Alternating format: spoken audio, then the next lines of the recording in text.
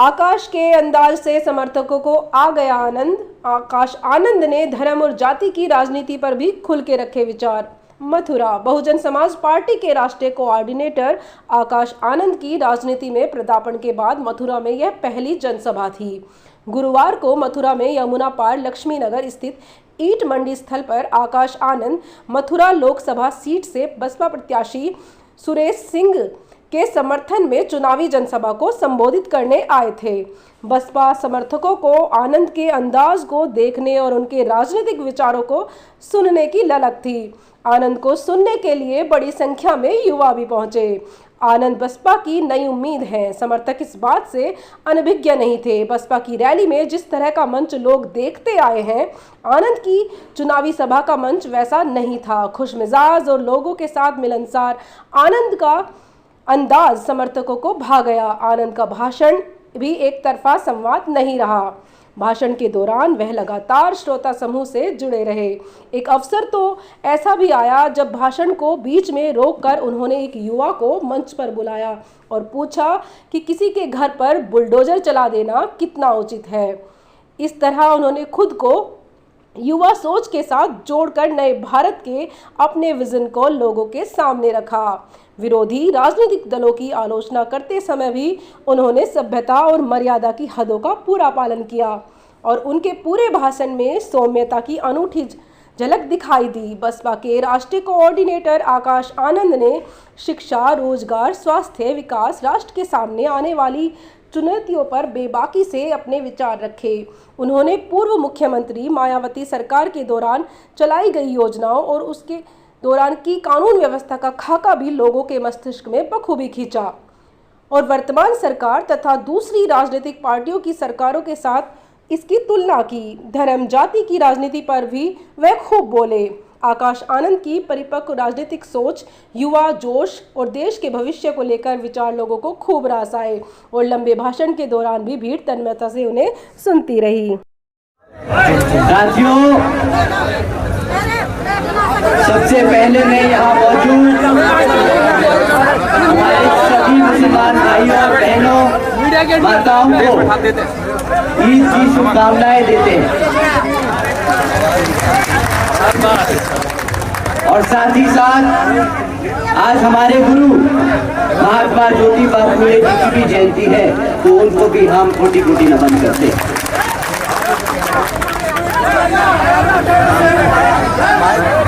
साथियों,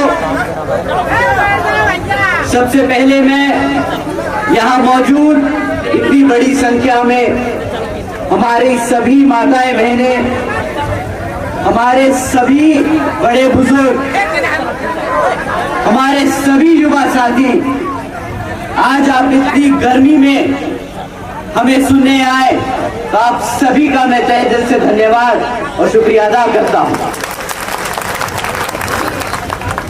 साथियों, आज ये चुनावी जनसभा को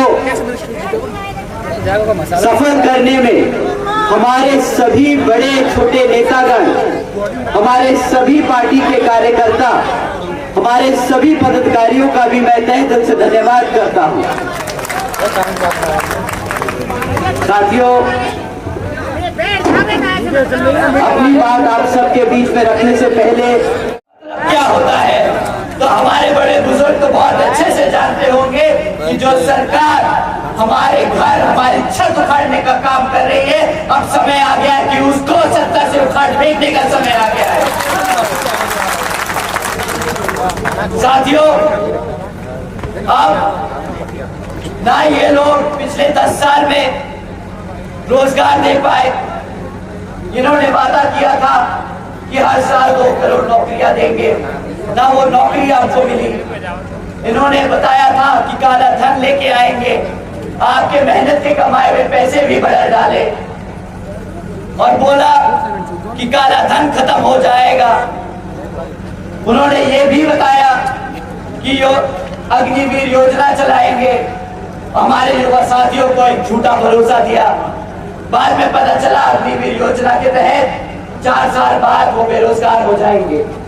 तो साथियों, इन्होंने बड़े समझदारी से बड़े समझदारी से आपकी जड़ में दीमक लगाने का काम किया। इन्होंने आपको पहले पढ़ने नहीं दिया, उसके बाद आपको रोजगार नहीं दिया। इस तरीके से उन्होंने आपको अपने इतिहास से दूर किया, उन्होंने आपके रिजर्वेशन से दूर किया, उन्होंने आपका संविधान बदलने की पूरी कोशिश करी। तो साथियों, ऐसी सरकार हमें न चाहिए थी, न चाहिए है, न हम कभी आगे आने देंगे।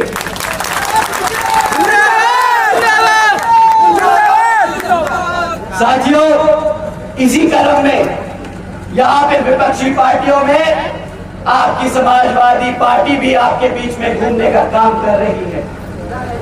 बहुत लोगों ने बोला कि भैया जिस तरीके से आपने उनका नाम लिया वो बहुत गलत था, उन्हें बहुत बुरा लग रहा है। परंतु मैं भी क्या करूं, जब वो हमारे भाइयों बहनों के हकों के लिए संसद में हमारे खिलाफ बोलते हैं तो हमें भी बुरा लगता है। जब हमारे समाज पर अत्याचार करते हैं तो हमें भी बुरा लगता है। तो मैं अपने शब्द नहीं बदलूंगा, मैं अपने शब्द बिल्कुल नहीं बदलूंगा। मैं वही बोलूंगा फिर से जो उस दिन बोला था। ये लाल टोपी वाले फिर आपके बीच में आएंगे और आपके बीच में आपको टोपी पहनाने का काम करेंगे साथियों।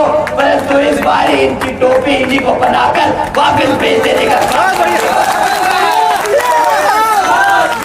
उनकी साइकिल पंचर कर देंगे, साइकिल पंचर कर देंगे। नहीं कर पाएंगे अगर उनको पढ़ाई लिखाई नहीं आएगी। साथियों, उन्होंने बड़े प्यार